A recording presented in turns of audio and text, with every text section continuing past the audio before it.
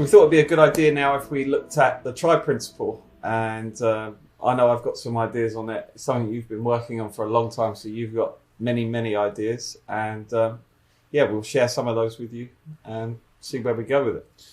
Yeah, so one thing I'm going to say out the gate is that because of the amount of different effects that you can create with this, it literally allows you to replicate almost any piece of hypnosis and make it come to fruition every single time. It's one of those anomalies when it comes to actually sharing or teaching, because you give a certain set of ideas and then you run the risk of having the viewer or you just doing what it is that we're teaching. And it restricts a really weird principle to talk about, because I've got lots of applications for it and I'm happy to sit and talk about them all day. The problem is that you end up putting yourself into little boxes because you go, oh, well, he's told us about that, so I'm going to do that. He's told us about that, instead of giving you a formula to go out and create your own. Yeah, it's a tool, and it's something that, I mean, you're only limited. I mean, it sounds so cliche, but you are only limited by your imagination on this one. And as you say, you could kind of recreate any kind of hypnosis effect using the try principle. You know, the one thing I do want to talk about is the time it takes for somebody to understand the difference between doing and trying. Because some people get it instantly, and other people it might take 15, 20, some people 30 seconds, some people take a little bit longer. And the idea is that you've just got to stand your ground when you're doing it, and they lift it. You go, no, that's lifting it. Put it back down and keep doing it until they get it. Yeah. You know, just keep going until they get it. It might take them 10, 15, 20, 30 seconds, but they will get it eventually. And once you've got them to do that, it's so easy to get them to do absolutely anything else. Now, I know that we mentioned briefly earlier, in an earlier section when we were talking about whispers, the idea of not having to use pre-show, or you're not having to use techniques that exist outside the performance. The try principle's a wonderful representation of that. Because if I'm doing the try principle and I follow the formula that Robin Hood offers, I can literally whisper to you and have you doing it. And if you're lifting it to the audience just see you going like this. Yeah. You know, so they're seeing that moment that the suggestion, because they can't hear what you're saying, they're seeing that moment that the suggestion hits. And it looks like at that point that there's something amazing happening. Now, one thing that I've found, and it's really strange, because maybe it's because I've changed my perception on it, is that when I'm doing the try principle, a lot of the time, I mean, just watch the jiu-jitsu performance. A lot of the time what happens is it becomes like the handstick. Excuse me. It becomes like the handstick, and it's almost like the suggestion bites. And all of a sudden then they, in their head, believe that they can't lift the pen. I've seen it a few times, you know? Yeah. And you start to get that same expression on their face of confusion and or sometimes worry. And it's great. Nice. And then when the pen lifts, you see this, and they go, and they react. Yeah. When the pen's lifted, you know, it's a real strange thing to witness. But you'll find that I changed my perception. Before I just saw it as a principle. Now the way that I look at it, I'm looking at it through a different lens. I'm thinking, you know what, maybe this is my lead into like a hand stick or this. And because I'm thinking about it like that, I think that they're reacting that way. You know? Yeah. Sorry, no, just while we were talking about the whisper, as you say, there's a point you're in there, you're whispering, and then this is what people are witnessing. They're seeing the object getting lifted, and then that's the point at which I've, in the past, now lean out from the whisper and go, and you're trying to lift it right now, aren't you? And now they actually answer, yes, I'm trying to lift it right now. Well, that's nice. So you're kind of stepping out, and you're asking them to confirm it verbally that they're not able to, or it sounds like they're not able to lift it, but they're confirming that they're trying to lift it right now. And what's really nice about what Mark's just said is, if let's say that you're doing this and you lean out and you said that line and you're trying to lift this now, and I always say, how does it feel when you're trying to lift it? And they go, really heavy, like I can't lift it. Right. And I go, perfect. So I'm just getting to describe that moment. And you're actually putting the words in their mouth by saying, how does it feel when you're trying to lift it? Because they're not actually confirming that they are trying to lift it or not trying to lift it or attempting to lift it. Yeah. And then let's say you've just done what Mark suggested. You've leant out, you've you've whispered, now the moment's bit, you're ready to do the principle, it moves up the arm into the mouth.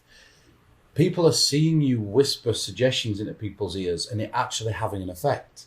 So now when you move into something like Robin Hood or something else, or like, for example, ambidextrous, which we'll talk about in a moment, it seems logical now, because if you built a pattern of that happening, you know, the difference between this effect and say ambidextrous or Robin Hood is there's a beautiful visual representation during the whispering this. If you look at like ambidextrous or you look at Robin Hood, the spectator's just got their eyes closed and they're doing nothing. Yeah, and then you stop giving the instruction and then the effect begins. Whereas this, it's already happening during the instruction, yeah. That's it. And it's like I say, it's a really strange, you know, anomaly. Just to give a bit of history on this, and then I know you've got some, because your verbiage is slightly different to mine. I were in Ireland. I travelled around Ireland. At the time I was consulting for Keith Barry, and we'd just done, this was before the Dark Side tour, so we'd just done a series of radio shows. And I'm in Kildare, and I meet up with a guy called Andy Brady. And Andy Brady is like a wonderful hypnotherapist. He's a wonderful magician, mentalist. And he's schooled in the Ericksonian approach to hypnosis.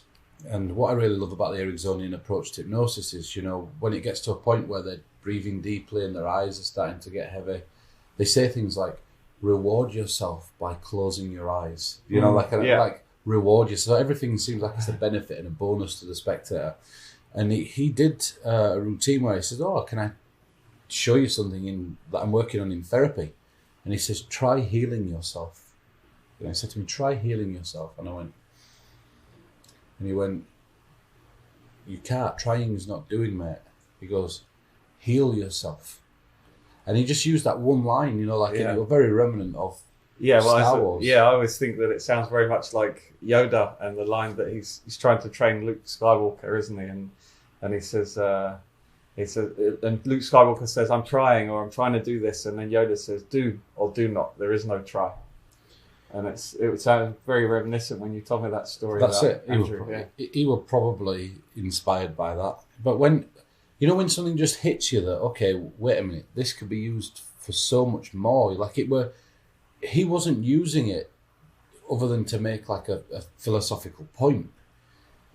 But when it hit me, it sort of hit me, and I went, whoa, like, wait a minute, there's a method here somewhere. Yeah. And then obviously went away, tinkered with it, and this is what I come up with.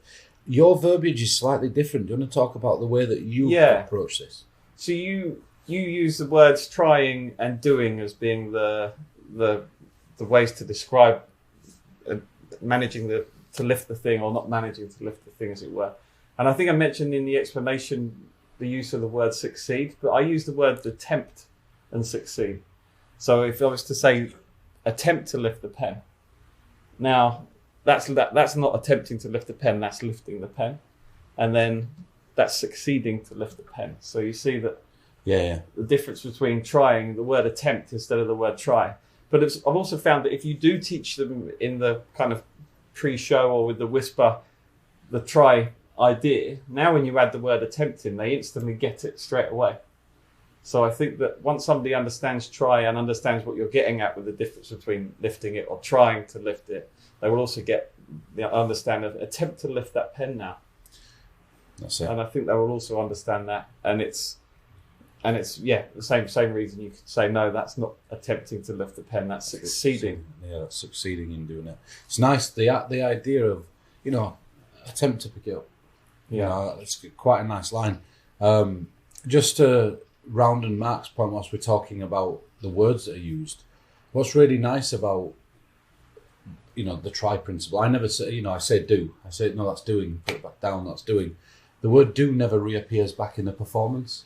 Right, yeah. And I always like that, because when you watch it, the one thing it's so difficult to emulate anything. So if you look at like a cover band or a tribute band, whilst they might sound exactly like the artist, when you look at them, they look nothing like them, or the showmanship's not the same, or they could look very much like the band, but then they might not sound like them. You never get a perfect clone of anything in life. Everything that's an imitation is always I feel a little bit of a letdown in some way. Not in, all the time, but the beautiful thing about this principle is it's one of the anomalies, because when you're saying try, that's the statement used in hypnosis. If you put the try principle and you filmed the try principle and then you filmed a piece of hypnosis, the language would be the exact same both times. Yeah.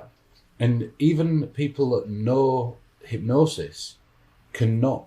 I've had it, when I film stuff and I've put it out on video, because if you type in Peter Turner Vlog 3 on YouTube, I was using this effect a long time ago. It might have been I were a lot bigger back then, but I was using that a long time ago. And if you look in the comments, you've got hypnotists saying, "Oh yeah, it's just hypnosis," and I'm thinking, well, instead of deleting those comments or trying to hide them, I'll leave them there, because it suggests to everybody else that it's hypnosis. Yeah. And I thought there was something really interesting about the fact that these hypnotists think that they're just slating me by going, "Oh, it's just hypnosis." Yes.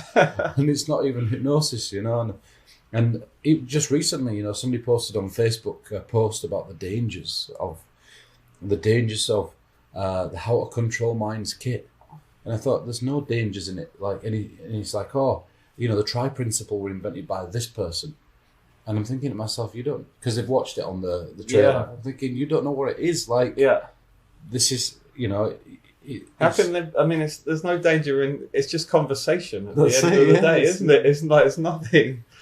So it's dangerous for me to say the word try to any of my friends. It doesn't make any sense, does it? I just thought it was funny, but yeah, so because it looks exactly like hypnosis, even hypnotists in the know walk away from watching it thinking it's hypnosis, and they always, instead of going, that were executed well, it's just, they always go, it was just hypnosis, and you think, that's exactly what I wanted. I've succeeded in my goal. Right. Because it's emulated it so perfectly that even hypnotists can't tell it. Yeah. Apart from the real thing. That's it. I've had it as well when when you do mentalism work, and maybe you've done a bill at peak or some sort of pseudo body language read or something, and then people will say, that's just that Darren Brown stuff, or that's just suggestion. Yeah. And it's really nice because it's like, well, it's not that good. It's not that good, but you're giving me credit for something better than what I've actually done. Yeah, I love stuff like that. So yeah, I didn't want to share too much when it comes to the try principle, because I'd like for you to go out and look at other hypnotists, look at what you enjoy watching and you enjoy seeing them do, and then use the try principle to replicate it. If I sat here and went, okay, you could stick someone's foot to the floor, you could do this, you could do... The problem that happens is that you walk out of this explanation section and then you've got 3 little things that you can do. Whereas if you go away and you watch hypnotists and you watch fun things that, even if it's films, this is what's truly brilliant about the try principle, is that there's a level in actual hypnosis of things that a spectator will do before they refuse to do it anymore. Yeah. So, for example, for some people, if you're asking them to say the name, the push of that, let's say it were embarrassing for them, they wouldn't do it. But with the try principle, because it's conversational, you can literally get them to do anything. And so watch films that are about hypnosis. You don't just have to watch hypnotists. Hollywood has this great way of dramatizing things when they put it on a TV show or in a film, and it allows you to do that. It allows you to do that movie version of hypnosis. The other thing is, it might be influenced environmentally or the situation you're in. Like, you might be in a place. I can't think of an example. Maybe you're in a restaurant. So rather than it being about the pen or the shopping, maybe somebody can't lift their drink off the table. Maybe somebody can't get up out of their chair. Yeah. You're still using the try principle. So you might be inspired by ideas depending on where you are, who you're with, what you're doing, where you're filming, whatever it may be. It should be situational. It's the best. If there's a bottle on the table or there's a drink, or it's better than just bringing a pen out and using a pen. Yeah. The reason for the choice of the pen, I'll finish on this. The reason for the choice on the pen was because when you look at it, we all know the weight of a pen. And that's why I decided in performance to use a Sharpie, because we all know how light a pen is. Mm. And it was an easy way to allow the audience, without having to say this is heavy, to understand that, okay, well, wait a minute, this is so easy to lift. he can't lift it now. He must be controlling him or her or them. And that's why the choice of the pen made it into the videos. And it might already be in play if you've already performed Robin Hood or something like that, for example, with the pens, and you're kind of putting a routine together with several of these effects in a row with your one person or with the group of people. So, yeah, it makes sense. Pen's going to be there already. Yep, super easy. So that's the try principle. Just before you finish, a couple of questions I have, because I think that people watching might want to know this stuff. So, you do you speak to them first and then you bring them back and then perform. Could there be a delay in this? So could you speak to them first and then maybe do it an hour later? So you could. You could do it months later. Yeah, once you've conditioned them, you can do it. There's no statute of limitation on the amount of time that exists in between. Once somebody understands the difference between trying and doing, I'm not recommending coaching somebody and then waiting 6 months to use it. And if you are going to use it, you've got to say, most people don't understand the difference between, say, trying and doing. Their minds are strange. By dropping a little sentence in like that, it reminds them trying, doing, and they go back to that conversation they had earlier. I'm not recommending the same day is good. The next day would be fine, but I'm not saying do it 6 months apart. You'd have to. I'd re-coach them at that. But yeah, there's no. It could be an hour, 2 hours. You could literally do it in a bar when somebody's on their own, sat there waiting for their friends, and then wait until all the friends come and then just sit down and go into it. Yeah. Or maybe do it to. Imagine you did it to a member of staff in a coffee shop, and you've taught them the idea, and they now understand the try principle. You've shown them some effect, and now later on, when you're sat down with your friends having a drink or something there, and that same member of staff comes over, just as they're about to pick up your empty coffee cup from the table, you can say stop, and you can give some sort of suggestion and go try and pick up that cup.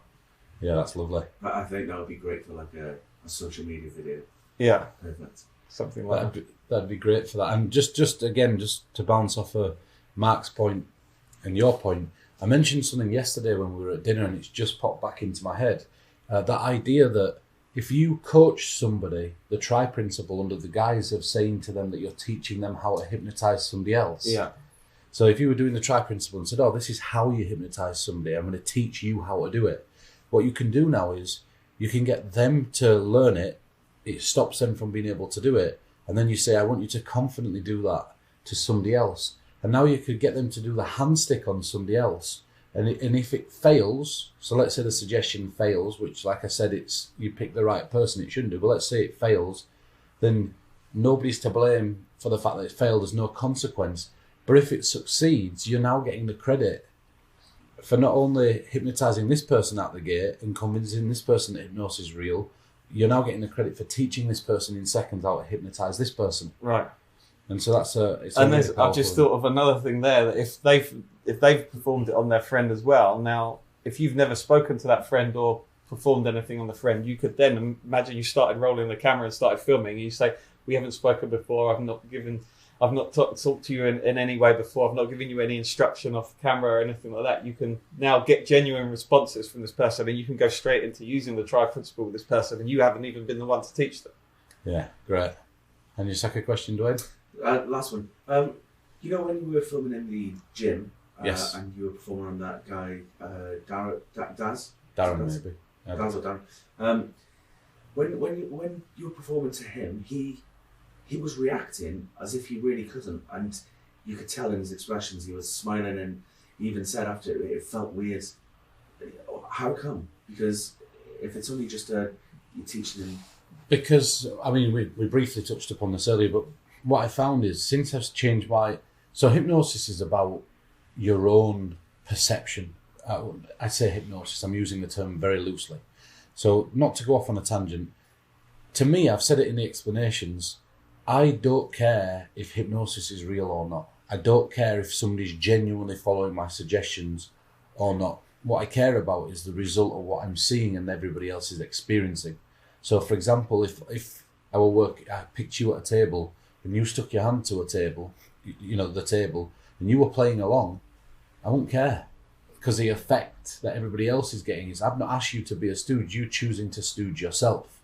and I don't care as long as the effect happens. To me, it doesn't matter whether it's classed as hypnosis, considered suggestion, you're a stooge, you're lying or trying to look good in front of your friends, or genuinely the suggestion's taken. And to me, it's all irrelevant. And that's the perception that I have when I go in, and that's why my hit rate's a lot more successful. Because if I go in there and think, oh, I've got to make this work, or I'm worried about making it work, there's a slight lack in confidence, and the chances of it working are a lot less when you're giving suggestion. And that's the exact same with the try principle. I used to go into it and go, this is a method to replicate hypnosis. That's the way that I saw it. When my perception changed and I went into it thinking, I'm using this now to move into suggestion, like the hand stick, I noticed that the spectators just started to react differently. And it sounds really daft, but I'm a big believer, like, people laugh at me for saying it, but I'm a big believer in, if I'm going to do a psychological force, for example, I go through the motions of actually doing it and thinking in my head, this is information that I want to send, and I try to actually do it. And maybe it might only up it by 0.05%, do you know what I mean? But we talk all the time about saying words. We communicate all the time about saying words. And maybe there's something in the way that your body's talking to the other person. Maybe it's just that confidence that you've got in knowing that it's turning into suggestion. But I found that it can do, and it does. If I could answer your question as well, Dwayne, I was going to say confidence is the big thing. But it's not so much. It's not all about the confidence. It's the fact that you're expecting something to happen. Like, you wouldn't have gone through this whole process with this person unless you had some idea that there was some effect going to take place, which is conditioning them to expect something to take place. Yeah. And now what you've got is you've got this layering here of your confidence. You've got this expectation, but then what I think is really strong is on top of that expectation, because they're not actually lifting this pen at all during it. They'll never know if they were actually able to lift that pen in that point of time or not, because they haven't actually attempted to lift the pen. Yeah. So they don't know if they could have actually lifted the pen or not during that time. So there's always this doubt in their mind. And then you've also, the final layer that you've always got on top, which we have in magic and mentalism as well, is the reframe. And the cool thing here is the reframe is reframing in their head. So when they think back about what they experienced, well, what happened? Well, he told me that I couldn't lift the pen, and I couldn't lift the pen. And as much as I tried to lift the pen, I couldn't lift the pen. And this is what they're going to start telling themselves. And that's the story they'll tell somebody else. And when they tell that other person that story, it becomes even stronger in their own memory that that's what was occurring. And they're ultimately tricking themselves. Kind of, yeah. I mean, as Pete says, we don't care. Yeah. It's like, I don't really care if something's happening and they are tricked or not tricked, because the effect is the same. Yeah. And one thing is that if you're worried about doing the handstick, let's say you're worried about doing the handstick, you're worried about actually using suggestion. Using the try principle, it's your safe way, because if somebody is really receptive, let's say that just out of the gate, like that guy in the gym, Darren, he was naturally receptive to that stuff. So it turned into that because of the belief in his own head. But not only that, like if I'd have stuck his hand to the table, it'd have definitely worked. But imagine sitting down and you don't know. So you just don't know if it's going to work or not. You've put somebody's hand at the table and you sit there and you say, try and lift it. And they go, with the try principle, you can get them to put the hand into the table. And let's say that they're just doing the try principle. They'll pretend that like they're struggling to lift it.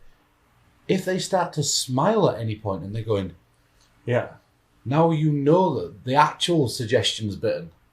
It's a good gauge, and you're not failing at the moment that the hand's coming. Do you see what I mean? The reaction there, smile. Look at his face. If you watch that video and you watch his face, you see him go, and the smile's enough to tell me now this guy's receptive and I can actually use suggestion.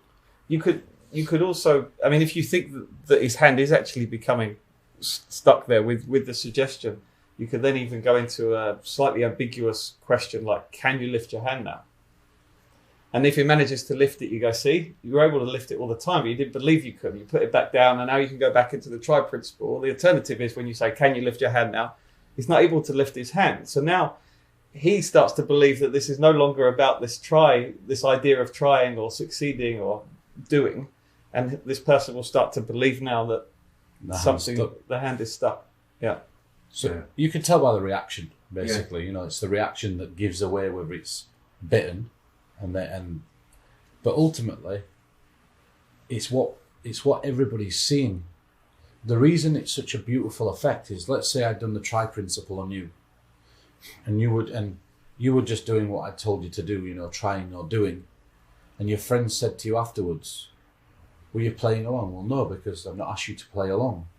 And then I say to you, "Well, tell us what happened. Why did you not lift the pen? Tell us about it."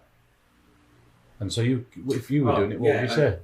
Well, I was trying my hardest, and I wasn't able to lift it. That's it. You can't break the secret, because even if you try to repeat back, well, what did he say to you? Well, he told me that trying wasn't doing, and every time I tried, I was lifting it, and then one time I just stopped lifting it, and then I couldn't lift it.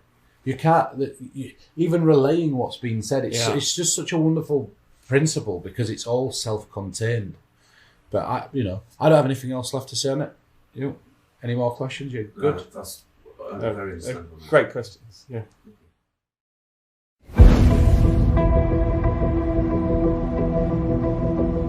So I want to talk about friction. This is going to be a very, very brief point about friction because I didn't mention it in the explanations because I wanted to leave it for this section and then we'll move on to ambidextrous. So friction's the effect where the spectator's strength is zapped out of them and they can't push the deck of cards across the table. One thing that you can do is you'll find that certain tables aren't good for the friction effect. If you go on Amazon, you can buy clear, square, and I don't know, they're like sticky tabs. They're almost, they're used on coasters. I've only seen, you mean like the feet, the rubberized feet? Almost like feet, but there's totally flat ones. They look like, imagine a postage stamp. Yeah. They look about half the size of a postage stamp, and it's like a sticky adhesive, a transparent, gooey adhesive, right? And what you can do is you can have that stuck on your finger. And so you can say to somebody, just examine the deck for me just to make sure everything's all right, because I don't want anybody thinking that maybe there's something on it. And now when you take it, if you very slightly, it's not much, if you just very slightly wet your finger just a touch and then put it on your finger, you can now push the adhesive onto the back of the box. And when you push the box down at the table, the adhesive grips and it'll stick to any table. Then couple that with the pushing down and across and you get this really nice little moment. And the sticky pads, I tried those as well. The problem with the sticky feet is because they're slightly concave, it lifts the deck off the table a little bit. The flat ones. So because I know the sticky dots, which are round, they're adhesive on both sides, very thin. Is that what you're referring to? Yeah, except these ones are just square versions of those. Okay, yeah. So now I know what you mean. So I think sticky dots you can find on Amazon, which are rounded. So that's another option, I guess. Yeah, and you just literally apply them on and you're away. I'm not saying to do that because friction's, I think that the philosophy in friction for me is that it's time and place. Wait till you find the right table. Yeah. Introduce it into your set then. Sometimes if you are using like a deck box with it and it still has the cellophane, the plastic around the outside, if there is a slight bit of dampness on the table, that can really make it stick. And that can really, really help you. And if there isn't, if the table's completely dry and it's a smooth table, you could add a little bit of saliva on the back, which would give you definitely an increase in friction. Yeah, it's just a simple little opener, and there's not really that much to say about it. It's one of those effects that will serve you well when the time's right. But yeah, so let's talk about ambidextrous. Great, yeah. So ambidextrous is the effect where you ask the spectator, are you left or right-handed? They answer. You say, well, are you happy to go back in time and to tweak a few things? The butterfly effect, that idea that if you go back, step on something, you come back to the future and your entire life's changed. And I take them back in their own thoughts. I get them to imagine picking up a pen with a hand they'd never written with, running through, and then at the end, their dominant hand's changed and it's changed for the rest of their life. And I talked about the hypnotist story in the explanation, so I'm not going to go through that. But the history of of ambidextrous is, and it's a very old principle, that's been used by a lot of people for different things, is, you said it yesterday, you know, if you wanted to make it look like you'd rapidly taught somebody Spanish, it's easier to find somebody that can speak Spanish and make them forget that they can speak Spanish. Make them admit that they can't speak Spanish. That's it. And then get them to speak Spanish, right? There's something really interesting about that principle, that concept of getting somebody to confirm something or admit to something that's not true so that you get an effect at the end. But to that person, I mean, watch the explanations, to that person, they're really experiencing something wonderful when you're guessing this piece of information and that piece of information and this piece of information under the guise of, this is how I do it. Because people don't know what your oracle is.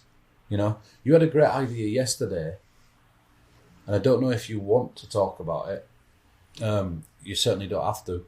But you were talking about the Rubik's Cube. Yeah. So it's this idea about an effect where you instantly give somebody the ability to be able to solve a Rubik's Cube. And you just need to find somebody that is able to solve Rubik's Cubes at a reasonably rapid, consistent manner. And then you get them to believe that they can't, or admit that they can't, or confirm that they can't solve a Rubik's Cube. So then you can instantly give them the power and they can solve it because they were always able to solve it. So I think that's quite a nice use for it. It's lovely. It's so good. You know, it's so good. And it's what Mark does so brilliantly is he'll take the effect, the formula, and he'll find other uses for it. And that's what we're urging that you do. You take the principle of somebody's not left-handed, but we get them to admit they're left-handed so that we know we've got this wonderful effect when it comes to the end. You've got a Rubik's Cube, find somebody who can solve it, get them to admit they can't solve it so that when they solve it, it looks incredible. There's a principle there that can be applied. The history of this, it goes back years and years and years. There's a few notable people that have used it. Derren Brown's used this principle. Fraser Parker's used this principle. You know, obviously I've used this principle. I'm not for 1 second suggesting that I created this principle and they used it because I created it. It's just an old principle. And if you go back to Orman McGill's The New Encyclopedia of Stage Hypnosis. Great book. That's great. There's my favourite bit's the animal hypnosis section in the book. You Yeah, learn yeah. some really weird things about how animals react to hypnosis. But there's a couple of techniques inside that book where he's giving people like strength and other things, and he uses it. So that's where I first saw it. I want to briefly touch upon the apple and the onion. So the apple and the onion. Now, there's a disclaimer that I'm giving here. I'm saying this out of the gate. I am not recommending you use what I'm about to say. I'm giving you it so that you understand the idea of the principle, but there's a reason why you can't perform this effect. If you give somebody an onion and you ask them to bite into it and they have mouth ulcers, you're going to cause some pain for somebody or create a bad situation. You don't want to be in that situation. But this effect allows you to do the old apple and onion thing, right? So the apple onion thing is you give somebody an onion and you convince them it's an apple. So when they bite into it, they taste an apple. Yeah. They don't taste an apple, but they don't taste the onion. But the acid or whatever it is that's in the onion that burns the sauce is something you don't want to mess with. But this ambidextrous allows you to do that, right? So you could say to them, when I hand you an onion and I ask you what it is, I know it sounds ridiculous, but I want you to tell me that you can see an apple. So now you've got this really nice thing where you're going through the process. You say it's a really weird process, and at the end I'm going to ask you to do something that you'd never normally do, but you have to trust me because your brain's going to tell you over and over again that it's an apple, and it's going to trick your senses to do something that you wouldn't have believed were possible, but you have to trust me with no hesitation. If you hesitate at all, this won't work. So now when you take it out and everybody else is looking at it, and you turn it round and you say, okay, you just close your eyes for a second. In a moment, I'm going to ask you to open your eyes. And when you open your eyes, you're going to have something in your hand. I want you to look down, turn it round, examine it, and then I'm going to ask you what it is. When I ask you what it is, your brain's going to tell you that it's something different to what you're seeing. Your brain's going to form an image that's different to what we're seeing. So when I count from 1 to 5, you open your eyes, you look down, and you can tell us what you've got in your hand after examining it. Now, they'll spin this onion round and they'll say, it's an apple. And everybody at the table's like, it's an apple. Right, so you've got this beautiful bit that looks like a piece of hypnosis there. You're getting them to turn it round. and you say to them, just smell the apple then. And then you get them to imagine that, imagine you're slightly hungry, you want to take a bite out of this juicy apple. And in a moment, you're going to do that. And it's going to taste absolutely incredibly. And you can now get them to bite into it. Because the trick with the onion is that if you have a whole onion and you bite into it, it has no taste. It's not like you're chopping it into pieces and putting it into something. When you bite into it, it doesn't really have a taste. It's just a bland bowl that you're biting into. So it allows you to do it. I'm not recommending doing it because you can get ulcers, but it's something to think about if you're doing social media or you're filming or you find something that's not got ulcers. It's a stunning effect. But yeah, so that's ambidextrous. It's really simple, really easy. And again, it's just one of those tools, and you can think about other uses for it, not just this left and right-handed thing. That's it. So now let's move into the bit we've been waiting for. Yeah. Let's talk about the foot. Exactly.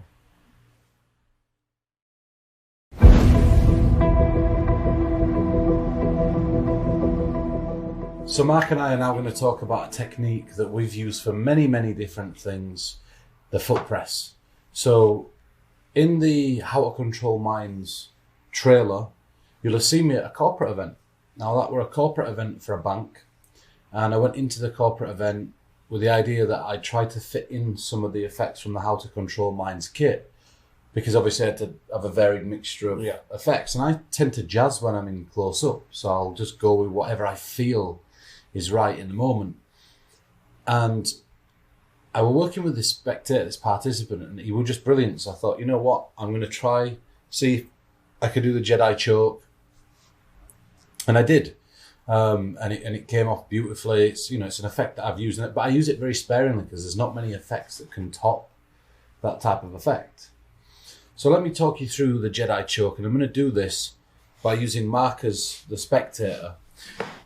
We know the method is a foot press, I've said that, right? But it's how I'm applying the foot press, when I'm applying the foot press. And I'm going to be pressing on Mark's foot here. And when I do that, what I'll do is I'll give you an indication with my hand like this when I'm doing it. So we'd have a table in front of us. Obviously, this is not the right table. You try to make sure that your feet are covered. I've worked with these type of techniques for years. There's brilliant excuses that you can use. One is, everybody move in, let's disrupt stuff. Or you can do it where you're sat at a table and somebody's at the other side, like a restaurant, or if you can find a place for a tablecloth, if you're on a stage show, whatever, that's the way I prefer to do this. So there are arms on the table, and I say, if you feel me touch you here, Mark, I just want you to let your arm just relax. Just like that, as you let your elbow relax as well. And I want you to just take a deep breath in when I touch you here. And so the person now is starting to feel these touches. I'd say take a deep breath in and just close your eyes down for me so that they'd have their eyes closed. And I'd say again, just relaxing here, taking a deep breath in if I touch you here. If I ever touch you here and now I do this and I'm pressing on the foot, I do this. If I ever press you here, I want you to instantly stop yourself speaking. And I want you to imagine that the words are going back into your throat, back down your throat to the point that it starts to make you feel like you're slightly choking, and then it eases off. So keeping your eyes closed, Mark, tell us a little bit about you. Just a brief paragraph about you, where you're from, maybe your hobbies, interests. I was born in London. Keep going. And now I live elsewhere in the UK still.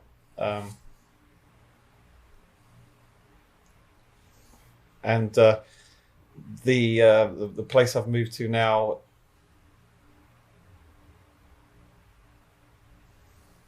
I like to go walking. I like to go on holidays. And I'll do that. It just gives you an indication of how I'm applying this. When I'm pressing on my foot, I'm doing this with my hand. So simultaneously, my foot's going down, my hand's going here, like this. And what happens is, if you've done this right, you're giving the spectator the instruction to stop doing what they're doing. Now, you do this a few times and it's everybody else that sits there going, what the hell's going on? You can tie this up with an added PK touch, right? So if you tie this routine, and we are going to do a full section on Midas touch, but if you tie this foot press, the Jedi choke, into the start of Midas Touch, you can get a free touch of the foot as well at the front side, which is brilliant because then it cleans it up. So let me elaborate on what I mean by that, because maybe, you'd understand what I mean. But so I'm doing the foot press like this. Yep. And I walk away. The person closes their eyes. I say to them, now in a moment, you're going to feel me touch you. And when you feel me touch you, I want you to tell me where you're feeling me touch you, right? So now I'll go away and I'll press on somebody else's foot and then I'll let go, right? And I'll walk away and I'll leave it about 5 seconds or 10 seconds. And then I'll say, keeping your eyes closed, Mark, where were I pressing you earlier? Yeah. And then you say my foot. So now I get like it's a little dual reality, but it cleans up that moment. Because it's almost as though I've told everybody that I was pressing your foot. So to you, you don't need to talk about it because you've walked away from the table and shown them where you were pressing yourself on your body. So that's it, yes. Well, I touch somebody else. That's it, yeah. And then I say, I think you'll be perfect for this. And now I segue into Midas Touch. So I get the free touch of the foot, which then cleans up the discrepancy of the foot from the previous routine. Then move into Midas Touch and then roll from there.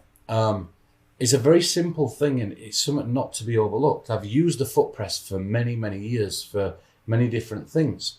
For example, I had an any card at any number that I used years and years ago. In fact, my debut on an online lecture was an any card at any number that used this exact technique. Later down the line, and this is where things become interesting, I say, I want you to imagine a ribbon spread deck of cards, and then I'd go, and obviously there are red cards and I push, or black cards, and that's after I've said that I'm going to send you a piece of information without saying a word. And so now you build up this playing card, and then there'd be a routine that'd be built around it. If you haven't seen it, go find it. It's called Trust Your Instincts, and it's a really solid routine. I found later down the line that if you get them, if you do this, right, the foot press on one card, and you say, now I sent you a card, now I'm going to stand back over here and I'm also going to send you another card. This time, it's just going to be all inside your head. So now I imagine sending them a second card, and I say, I want you just to keep changing randomly between these two cards. Yeah. Now, what's really nice is with the any card at any number, let's say, for example, that I'm using a one-way false deck, and I know that I've got to arrive at the Jack of Hearts. Mm-hmm. Right? I think you'll like this little touch because it's something so cheeky. But let's say I've got a one-way false deck of the Jack of Hearts. I've said to you, I'm going to be sending you a playing card. I'm openly telling you this now, and what you've got to do is you've got to follow that card. I'm not going to say anything. I'm literally going to send it to you, and nobody else in the room will hear it, but you'll know exactly what it is. So imagine a ribbon spread deck of cards. And if we half this deck into the retrospective colours, we obviously know that there's red cards and there's black cards, and I just press on Mark's foot. There are clubs, there are hearts, there are spades and diamonds, picture cards and number cards, and I'm pressing on picture, and obviously the pictures are like Jack, Queen, King, the numbers are ace through to 10. And now I walk away and I'd say, so slowly build this card up in your head. Just think to yourself, did I get a feeling on red or black? I say, did I get a feeling on red or black? And then I change the word did to do. And I go, do I get a feeling on clubs, hearts, spades, diamonds? Do I get a feeling on pictures or numbers? And finally, honing on the specific value based on your feelings. Now, be really honest, Mark. Did you know you'd be thinking of this playing card before you sat down in that chair? No, I didn't. No. All you've got to do is remember that card. I'm going to now transmit another card to you. I'm going to be sending this one differently because I'm going to close my eyes, and I want you to imagine you can see it on a screen inside my head. You can look into my head and you see the colour of that card, right? You have two cards inside your head now. This is the nice bit. And I say to you, what are the two cards that you're thinking of? The Nine of Spades and the Jack of Hearts. The Nine of Spades and the Jack of Hearts. In fact, I wouldn't say that. I won't ask you. Sorry, I asked you a number from 1 to 52. So omit that last little bit. And then I go, give me a number from 1 to 52. 21. So now I know, because that's an odd number. If I know that if you start on the Jack of Hearts, if you went Jack of Hearts, Nine of Spades, Jack of Hearts, every odd number now is going to hit. If I ask you to deal down and change between those two cards with every card you deal down, right? So what I can do there is as you're changing, I can go, and every single time you deal one of these numbers, just in your head change to the other playing card. So if you name out loud an odd number, I just let you keep going, and I know that you're gonna. And I go, so it's Jack of Hearts, 9 of Spades, deal and start changing. And I know because you started on Jack of Hearts, you're going to end up on Jack of Hearts. And I say the card that you ended up on was a completely fair choice. I didn't know where you were going to end up, and now you have to say yes. Yes. Let's say that you picked an even number. What I do to you is I go, so there's the 9 of Spades and the Jack of Hearts, and I call out the Jack of Hearts in the second position, and I say, and as you're dealing, I just want you to keep changing between 9 of Spades, Jack of Hearts as you deal down. Yeah. And now you've got to end up on the Jack of Hearts, but it allows me to also give you that free choice of a playing card as well to hide the discrepancy of me giving you that card to think of, right? And it allows you then, when there's one person you're performing to perform that same any card at a number to them, right? And still get a good reaction, right? Yeah. And so I worked with this technique for years and years and years and years. Another way that you can do this is if somebody stood up, you can touch them in the back. Yeah. And you can do the same thing with a back touch. It's a lot more difficult, but you can do it. Or a wrist squeeze. That were another I mean, I've done it stood up with the foot press. It is quite hard because you kind of off balance slightly yourself to try and get the foot press. But I've done it in a bar situation, standing behind a pool table, for example. So you just get the one person you're performing on. Everybody else is kind of the other side of the pool table, which gives you perfect cover for what you're doing. Tables, or a counter in a shop or a bar. Right, good. You know. Whilst you're on that, I mean, let's say you were doing the touches instead because they are stood and you wanted to do the back. I think with this type of routine, you don't even need to hide, especially if they think it's a hypnotic suggestion. You don't even need to hide the touch. Yeah. Right? Because imagine actually inducting them like you would in Robin Hood. Then you touch the wrist, they relax here, they relax this, and then you look at them and you go, if you ever feel me touching you, just here, like this, and my hand now covers this. Yeah. Just here, like this. And I wouldn't hide it, I'd actually feel the touch, because they're seeing this and then a little anchor. I don't think anybody would really notice that if you were giving them the suggestion and then it'd lock their voice down, you know? And so Mark and I want to discuss different techniques that you can use so that it's not just, you know, the Jedi choke. It's not. You can prime any singular instruction into anything binary on or off. Yeah. Any instruction you can program into this foot press, which means now that you're not just limited to just doing a choke routine. You could force something if you wanted. You can put in any suggestion. So let's say, for example, you know, you wanted to stop somebody from saying their name, and you set one person up and you said, when this person asks you questions, I want you to answer them clearly. And you could, instead of doing it like that, you can imagine it's like a cog. Yeah. So what you do is you go, I'm gonna turn the volume down on one of those questions at a certain point. So when you feel this, and you've got your eyes closed, when you feel this, if they ask you a question, you don't answer. And then when you feel it go back up, you then start to answer again, right? Yeah. So now if you had your eyes closed, so let's say that, so it's open, and any questions you're asked right now, you're going to answer. Okay. But when you feel this, you're not going to answer any questions until you feel it go back up. Okay. So, Dwayne, ask Mark some questions. Which country do you live in? The United Kingdom. What's your favourite colour? How old are you? What's the weather like today? What's your favourite football team? I don't have a favourite football team. I don't follow football. But how nice is that little thing where it looks like you're turning down the dial of the volume of the other person that's speaking from the other side of the room? I wonder if you could control like something without it being a complete on or off. I wonder if you can say, as you feel this pressure increase, you feel the volume is decreasing of your voice, so you could have an increase or decrease the amount of pressure so that you can actually have the winding happening and the volume of the voice changing as you're winding. That might be nice. That's the thing with this. There's so many different little applications and things that you can do. If friction, for example, like with the deck of cards, you can use the try principle to do the friction routine, but you can also do it where you have somebody close their eyes and you say, and if you ever feel this, you're going to try to move the deck of cards across the table, but I want you to make it stick and push down instead of pushing forwards. So now you could do a one-person friction where Right. they're moving it, and then you just go like this, and you close your eyes. I mean, there's something really nice about this visual. Yeah.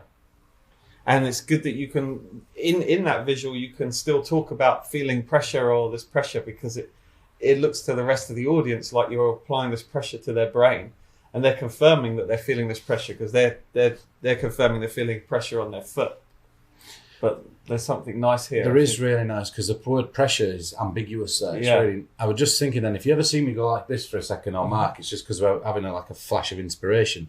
But imagine modelling, because there's obviously the Force routine, the Jedi push in this project. Imagine that you could do a forward version of it. So they're sat down, and you could say, and when you feel this pressure, what I want you to do is I just want you to you're sat up straight in your chair. I just want you to let yourself slump forwards just like this, so you're relaxed in this position. Great. So now they're facing forwards. They've got their eyes closed. You've got your hand here. Yeah. And you go like this. You go. And you never have to touch them, but they slump forwards in the chair, and you've got now a forward-facing Jedi push, which is neat. Or you do a handgun or something like. Yeah, that'd be good. Because then that replicates the old hypnosis gun thing, and somebody else points, and it's just they've got their eyes closed, and so they're sat up straight like this. And in a moment when you feel this pressure, you're just going to let yourself slump forwards completely. So when you feel this pressure.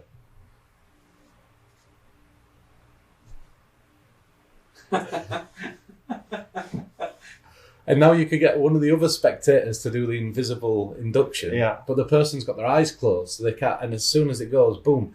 Imagine you're talking, and then all of a sudden you turn this dial on like this. You turn it on like this in the head, or you go like that. Yeah. And then all of a sudden they just start speaking gibberish. Yeah. Do you know what I mean? Or going back to Slur from Cal Scott, where he was saying the words backwards. So imagine trying to get him to say each word backwards. Yeah. And you trigger it on with this. Yeah, great. Do you know what I mean? And you implement it in a whispered suggestion, so nobody else hears what that is. So you take the formula or the framework from Robin Hood, you give them a real nice induction like the knockback induction, you lean in and whisper, or you slam them down like we just talked about, the head first at the table, a real nice visual induction. And then you lean in and whisper like you would in Robin Hood and say, in a moment, you're going to feel this pressure, and you don't say it out loud, but you say you're going to feel this pressure, and you're doing the visual of this, and you say, when you feel this pressure, what I want you to do is, instead of saying your words forwards, I want you to say them backwards instead. And it's going to be really weird, but what it allows me to do is get into your head during that process. And it doesn't matter if it's difficult or you feel uncomfortable, you'll be absolutely fine. Just start to say the words backwards, and then when the pressure comes off, start speaking forwards again, right? Yeah. And then you lean out and you say, so in a moment you're going to be feeling this pressure. For now, close your eyes for a second, and then I'm not going to have you do this, but speak for me, and then you do this, and then all of a sudden they start speaking back, trying to speak backwards, and each word's just a mess, and then you just take it back off, and then they start speaking forwards again, and it looks like you've just microwaved their mind. It's great. With this little touch. So, as I said, these are ideas that I've not used. I've not used the Cal Scott slur thing. I've not used the thing where they speak Martian. That's just me jamming as we're going along. Is there something that you... I mean, there's lots. One thing is combining these things. Like, I found myself recently, I was doing a handstick, but using the foot press. And then I kind of realized that in the routine, in the time of doing that, I was able to live in performance teach the person the try principle in just verbally in front of everybody while this was going on, using the foot press. So now I had a really clean, I could walk away, and then the hand stick carried on, and I can't remember exactly how I did it, and it probably wasn't, I mean, I probably got away with things that I wouldn't. I'm like you, I'm quite bold with these things, and we'll try out different things, but I thought maybe we could jam on that idea a bit. But it was this idea that you've gone through the process of their eyes are closed. When you feel this pressure on the hand, you find that the hand is becoming more stuck, more welded, more bonded to the table, and you won't be able to lift it as much as you try. And at the moment you're feeling that pressure, and you're not able to lift your hand up with this pressure, are you? No. But now you find you can lift a hand. Okay. So that's just me pressing on the foot and giving the instruction like that. But now, if you go eyes closed, now you find that the hand is welded to there. And you're going to try and lift your hand. And whilst you're trying to lift your hand, you're feeling this pressure is stopping you. And now you can lift it. Now that's lifting it. That's succeeding in lifting it. And put it back down again. And now trying to lift it. You're now trying to lift the hand. And now, can you lift the hand? Yes, so that's succeeding to lift it again. So I'm just going through this whole repeated process of... And that's great, because the third time then I would have... Yeah, and just the idea that maybe there's something here in using the foot press here, we can teach the try principle. And that's it. And again, in this, just one thing to press, because there's something really nice, is when you've got your hand over the top like that, you don't have to be worried about saying, can you feel that pressure? You never have to be worried about it, because... Like Mark said earlier, with the head to the hand like this, it's suggestive that there's some sort of pressure or heat here. So that actually leads really nicely into something I was going to say, which is based on cleaning up the foot press. You spoke before about a method, and I had this idea. I haven't tried this out. Again, this is something that perhaps we could jam. But it's this idea that if you've been using the foot press for something, so now imagine that I'm not pressing down on Pete's foot now. Imagine your eyes were closed. They don't need to be closed because I think it'd be easier for you to understand what I'm trying to get at here. But I say to you, can you feel this pressure here? And I'm not pressing on his foot right now, and he'd have his eyes closed. So the answer would be no, right? I'll put my hand here. And now I say, what I'm going to do is I'm going to move this point that I'm touching you down, all the way down to here. Now, you've got your eyes closed. But nice. I'm holding this hand above your hand on the table or wherever it is here. So I'm saying, can you feel this pressure when I've moved it all the way down here? And everybody else can see where I've moved it down to. So you're hearing all of this going on. So you're thinking that I'm openly touching you on the foot and showing everybody that I'm touching you on the foot. So you've got no reason to think that they don't know I'm touching you on the foot. Oh, that's very nice. So can I recap that? Yeah, please. Because that's really nice. That is brilliant.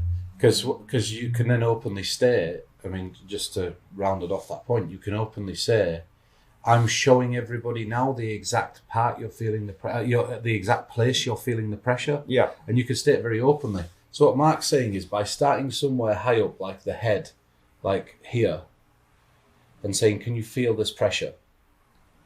No? I'll tell you what, I'm going to move this pressure. So Mark's hand would be down here. What he does then is he goes, I'm going to move this pressure all the way down here. I'm showing everybody now where this pressure is. Could you feel that pressure? Okay, so everybody can see where the pressure is. Perfect. And just that little confirmation there, you could open your eyes, Mark, that little confirmation now leads Mark to believe, as the spectator, that he's told the audience that he's pressing on your foot by saying, I'm moving it all the way down here. Yeah. And so now, because you believe that the entire audience knows that you are pressing on the foot, there's no need to talk about it. And you might not need to use the word pressure there. You could say, can you feel me touching you here? To which you say no. Say, okay, I'm going to move this down your body all the way down here. Can you feel me touching you here now? And the answer is yes, because I'm touching the foot. So using the word touch rather than pressure might be something, because saying, can you feel that pressure when you haven't started off with any point of reference might not work. So I think they it might be say better. yes, because sometimes people do say yes. They might be answering that they're feeling under pressure because they're in front of an audience or something. So I think it's probably better to say, can you feel me touching you there? And you don't actually touch them, to which they'll answer no. And then you say, well, I'm going to touch you lower down on your body. I'm going to move this point of touch all the way down to here. And then I come down to the hand and press the foot at the same time. But I don't actually touch your hand. There's going to be a nice, because you can omit the word touch the second time. Mm-hmm. You can say, I'm gonna move this all the way down to here. That's great. And let everybody see where you're feeling this. Yeah. So you can omit like the word. I think that'd work. That's really nice. Yeah. That technique's great. Thank you for sharing that. Cause cool. Yeah. I love, and for me, I'm a student for life. I'm learning every day. Little things like that. You might just gloss over them. But when you've worked on something for over 10 years and you're so in on it, yeah, it's really nice to have a pair of eyes looking. Checking my notes, because there's something else as well on this idea of cleaning up, and it's based on you're there. You've got your eyes closed, And a part of the routine, we don't know what we're doing with the foot press, but we're using the foot press. Say it was for controlling the hand stick or controlling the speech. Say we're doing it for controlling the speech. I could then take out maybe a stack of billets and I just gesture across to somebody else at the table, somebody else, you've got your eyes closed at the moment, or the participant has, and they take one out. And this is all done, you can do it silently because we don't want to confuse what's happening because you've got your eyes closed, and we leave it face down. And now I move away from you and I'm standing far away from you, similar to what in the Midas touch. I've now moved away from you and I turn over the card face up on the table and it says foot on it. So what I've done there is I've forced this person to take the word foot out. All the others have different body parts written on these cards. So then I can say to you, Peter, be honest, where was the last place you felt me touch you? And you say foot.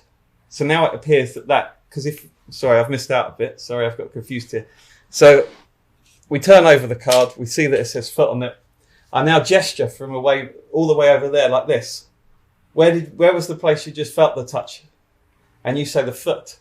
And it looks like it could have been any other body part and I could influence you just with this gesture from a distance to feel that there.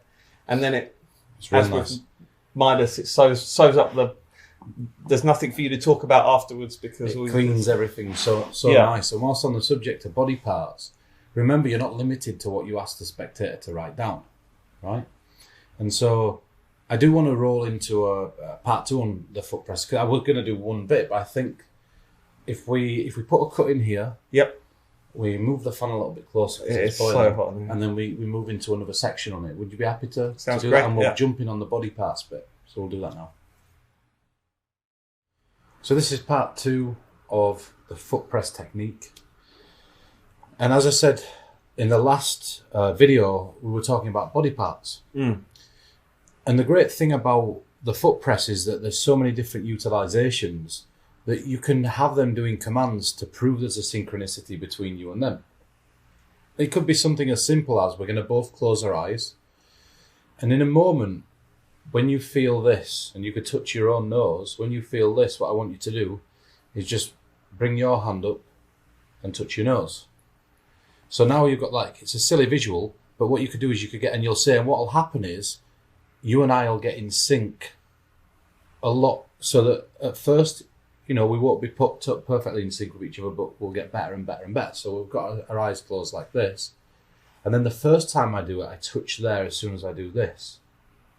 And then as soon as you feel me come off, you just lift your hand off your nose. And I slightly delay it, right? But then the second time you do this, and you're saying the more we do this, we'll get closer and closer in time.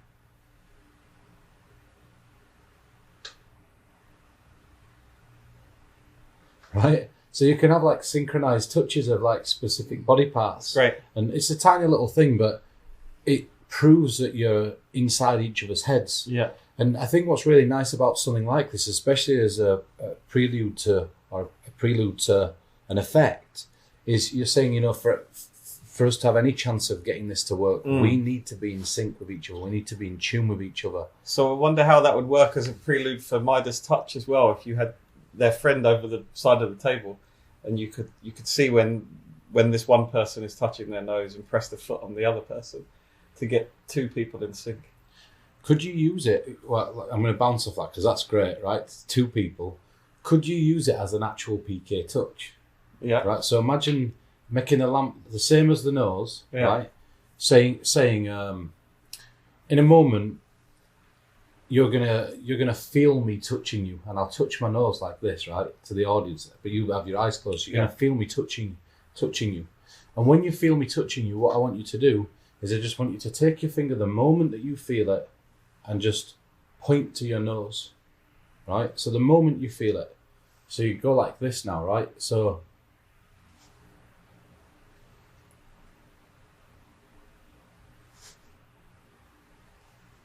And I think there's some if you could make the language and put a delay in there, I'm going to really work on that because I think you would be able to get a PK touch in some way, especially if you could be suggestive of the body part. Right. Do you know what I mean? So wouldn't it be, maybe you could follow somebody's lead if I said to you, just touch a random body part on your face, what would they naturally go for? Like lips, nose, eye, chin, cheek, something. Yeah. I wonder what the most frequent would be there. It's got to be nose. Like imagine if you and again I'm just going off on a wild. If you wrote down a random body part, they wrote down a random body part, and then you did it at the same time. Peeked it and did it at the same time. Yeah. You're going to touch a random part on your body, and we'll see how in sync we are. So you could start off with a nose, and then say, now we're going to do this with a completely random body part. Yeah. And then say, this time, when you feel that pressure, just touch a completely random body part, and you close your eyes and get a hit on it. Yeah. And now we're totally in sync. Imagine if you'd pre-showed or even got somebody to write something down on a billet, right? And they'd drawn a house or something. You got them to do a drawing. Yeah. And what you could do is put a pen in your hands at the same time, and you could even say, and as soon as you feel me in there, or whatever, some line you'd have to tighten up. I just want you to quickly, on the piece of paper in front of you, keeping your eyes closed, write what it is you're thinking of. So now you've got your eyes closed like this. You've done this nose thing a few times. You've put a pen in the hands, and you say, this time, whenever you get the feeling, you just pick up your pen and write a random whatever. So now you're both there like this. And you both start to draw the exact same thing at the exact same time. Which is cool. Very cool. And now what's nice is you say, now the audience can see I've got my eyes closed, you've got your eyes closed. If we've done this right, when we open our eyes, there should be some... And then, so now the audience are going to react, or you could go like this to the audience. Now when we both open our eyes, you get the reaction of them duping the drawing. Do you know what I mean? I think there's something really cool about that. And again, these are just ideas we're throwing out. You could, if you were sat at a table and you had two people and you were doing the traditional sender and receiver type drawing routine where you weren't doing a drawing or picking up on it, it was two people, one person picking up on another person's drawing, you could also use that synchronicity point to get them to start drawing. And as soon as you'd see out of the corner of your eye one person start drawing, you press the foot on the other person, so the drawing begins at exactly the same time as well. It allows for, like you say, to get two people to go, because all you've got to do is time it off of this person. That's it. To then press on here with this person. I always, one thing is that, like we said with the try principle, there's so many utilizations that we don't want to overwhelm you with the different applications. So, we're going to throw out a few, but what I'd suggest is to think about all the things you can do at a table with your hands, whether it's eating or whatever. I mean, eating is not a good example, but you understand what I mean. I'm just saying what you do, and then see if you can find a way to get in sync with each other and play little games. Do you want to... I've got another bit on body parts while we're talking about body parts, and it kind of led on from the bit I said in part one, which was having another person select a body part at random, and that you force them for the foot to clean up the foot press. And it was another idea, and I was working on somebody's act for a TV show, and they wanted the two presenters to be involved in this similar routine, and there was a foot press involved, and we wanted to think of a way to clean it up. And it was this idea that one of the presenters could choose the body part just like we did, but instead of having billets, what I came up with, we didn't end up using it because we changed the routine due to restrictions on filming time, but was for the performer to have written on his palm of his hand, ankle on one hand and toes on the other. So now you can say to the second person, not the person that you've been performing the foot presses to, and you can say to them, so this time you're going to choose the part of the body, or you're going to choose what part of the body. So you could choose like here, and what you're actually doing is pointing at these two words, but to everybody else it looks like you go, it's completely your choice where this will be. Now touch the part on the body where you've chosen. So they would stand there and they would reach down, and because of it's ambiguous with toe and ankle, they're going for their foot. So then when you get confirmation from your eyes closed participant, which part of the body did you feel me touching you, they're going to say foot, or you get them to touch the part of the body they felt you touching. You're going to reach down and they're going to be in the vicinity of the toe or the ankle. That's great, because it allows you to clean up whilst getting hit. So again. there is a bit of a dual reality going on, and almost an instant stooging, but because they've still got a choice between these two, then it's more of a dual reality that's occurring. That's it. It's they do have a choice, and the thing is that it's somebody else touching their ankle. So how would that person know? That's it. Do you know what I mean? And it all cleans itself up really nice. I know you've got a couple more notes. Is there anything else that you want to? So discuss? I only had this idea a couple of days ago, but I thought something maybe we could jam out. I just had this idea about, rather than this being a press, this being movement. So, I mean, it's a bit weird me stroking your foot with my foot, Pete. You'd probably enjoy it. But it was just this idea that that's movement. So you can feel this movement would be, instead of you can feel this touch or this pressure. And I just started thinking of this idea about a watch, like a traditional analog watch with ticking hands. And perhaps you could, watches are synonymous with traditional hypnosis, weren't they, with this whole watch swinging thing. But I thought about this idea about watch stopping. And it appearing like you've hypnotized someone to believe that the watch that they're holding in their hand has actually stopped ticking when it hasn't. And it's they're like holding the watch, they've got their eyes closed, and you can say, as soon as you feel this stop moving, as soon as you feel it stop, this movement stop, open your eyes and confirm that it's stopped. So now they're holding the watch, they open their eyes and they say it's stopped. Yeah, and everybody else can see that the watch is still ticking and still moving. So nice. I don't know if you understood quite what I was going with. I have to say, it's just a really random... You're moving, so basically to recap, you're moving your foot like this over theirs, and because they've got something that's moving in the hand, the audience believe that it's the watch that stopped moving, but it's great. It's like a real nice little... And one thing Mark pointed out is that watches are synonymous with hypnotists. And I have this really interesting debate. I've had interesting debates with hypnotists, because they all say, oh, it's tacky to use a pocket watch, it's tacky to do this, it's tacky to do that. And I think if your audience believe that a watch is the thing that's going to put them under... It is the induction or whatever. Why are you making your life more difficult by not using the one thing that they already consider to be the thing that makes it easy? Yeah. That's like owning a car and then walking to the bottom of the country instead of going in the car. You're making a job a million times more difficult than it has to be. Yeah. We have a remote control to turn over a television. You don't get up in the middle of the night and go over to the TV and turn it over by hand unless you lost the remote. And so that tool, if they believe that's the way, when somebody asks me a question, a lot of questions are leading questions.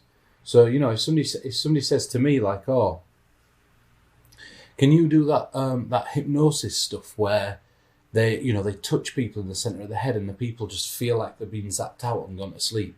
Well, then that's told me that this person believes that that's the process that's needed to make it happen. Yeah. So then I'd use that. So don't. I'm not saying to go get an arcade pocket watch and start spinning. No, you could representation of the hands ticking round could be the rhythmic thing that's putting them under into this trance or something. And you can use the noise of the seconds, and every time it's moving and saying it gets louder and louder and louder, and it's ticking louder and reverberating around. And it might be quite cool if you're using their watch. And that'd be a little nice. I was thinking about that idea of, let's say it was an old pocket watch, just an example, instead of their watch, because obviously it works as a pendulum. Like, you could do interesting things with a foot press to force the direction that the pendulum moves in. Yeah. So now let's say that you had like a 50-50 and you peaked that one person had written down, say, a tree. And so what you do is you say, I'm going to write down natural and man-made, and I'm going to guide your hand over the top of natural and then over the top of man-made. Now what's going to happen is, whilst you're over the top of one of these, you're going to get a feeling.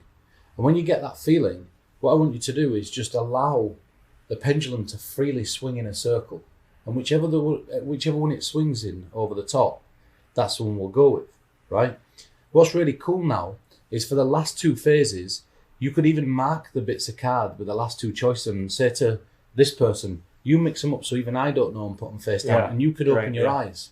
And so now these have been mixed up, and now and you still do it again. So now that person's getting an effect of the fact, well, this could have been either one. Yeah, they don't know that you know what the billets are, so they're still having an effect. And that's it. And so imagine then I led you to something that was natural. Yeah.